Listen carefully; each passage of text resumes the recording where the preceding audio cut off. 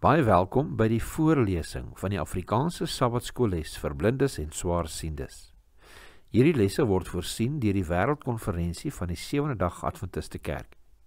Die voorlesing van die les word aan u gebring deur SSL in samewerking met Adventiste Wêreldradio Afrikaans en word voorgelees deur Marlena Nel.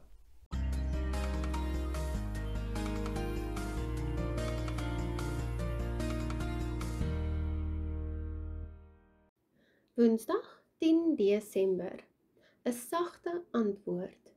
Kom ons open met gebed. Liewe Vader, ons sê vir U baie dankie vir die voorreg wat ons het om hierdie studie te kan bestudeer vandag. Liewe Heer, laat dit asseblief 'n seën wees tot elkeen van ons. Ons vra dit in die naam van Jesus alleen. Amen.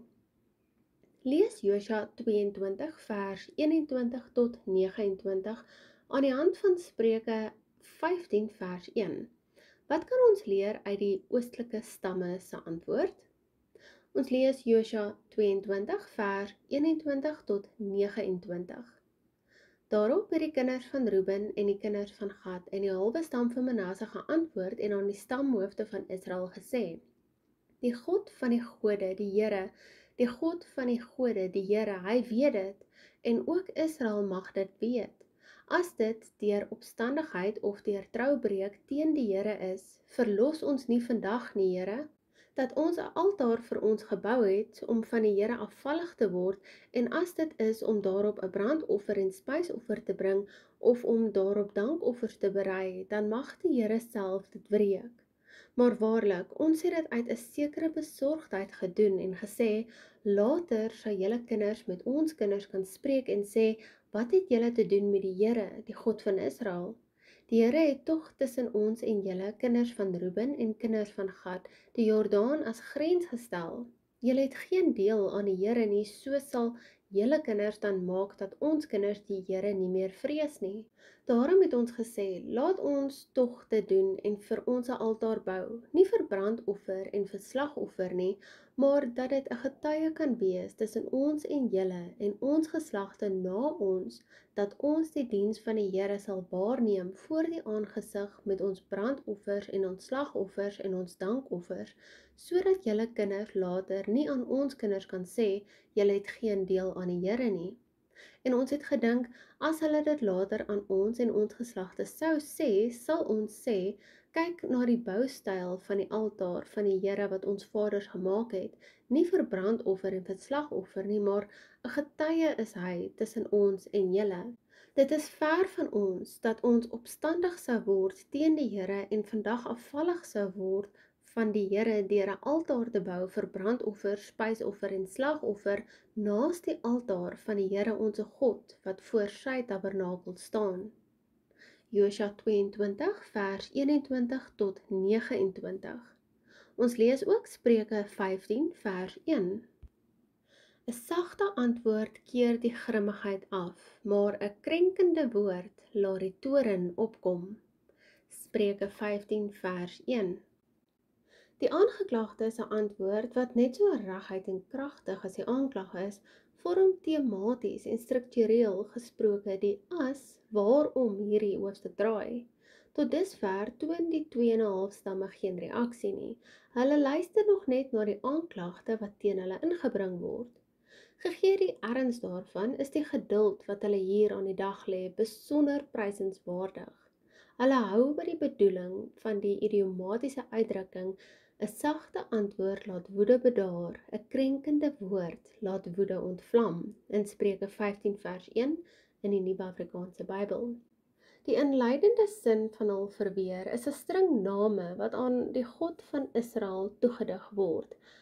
El Elohim Yahweh, oftewel direk uit die oorspronklike Hebreëus, El Elohim Jahwe, Josua 22 vers 22. Hierdie sinsnede word herhaal, telkens met 'n sterker klem. Dit word met die erns van 'n eed gesê, ten einde hul aanklaer se vrese te verdryf en om die se valse aantuigings wat byna tot 'n burgeroorlog in Israel gelei het, te neutraliseer. Hulle is heilig oortuig dat die Here presies weet wat aangaan. Hy kan die situasie reg vertolk. Hulle koester die hoop dat hierdie afvaardiging tot dieselfde slotsom sal kom.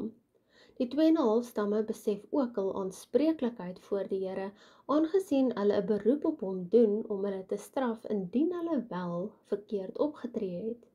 Lees gerus Deuteronomium 18 vers 19 en 1 Samuel 20 vers 16. Hierop volg 'n verbasingwekkende onthulling. 'n Altaar dien nie uitsluitlik as 'n offerplek nie, wat enerzijds die grondigheid van die aanklag suksesvol in twyfel trek en anderzijds die ware rede vir die 9,5 stamme se aanklag aan die lig bring. Kommer dat die oostekantse stamme hulle van Israel wou afskei en nie soseer afvalligheid nie, was die 9,5 stamme se dryfveer. Derhalwe is die oprig van die altaar nie 'n bewys dat die oostelike stamme afvallig geraak het nie, soos aanvanklik gemeen is nie. Om die waarheid te sê, die teendeel is waar. Hul optrede spruit uit ontzag vir die Here, dieselfde dryfveer as wat die stamme wes van die Jordaan het.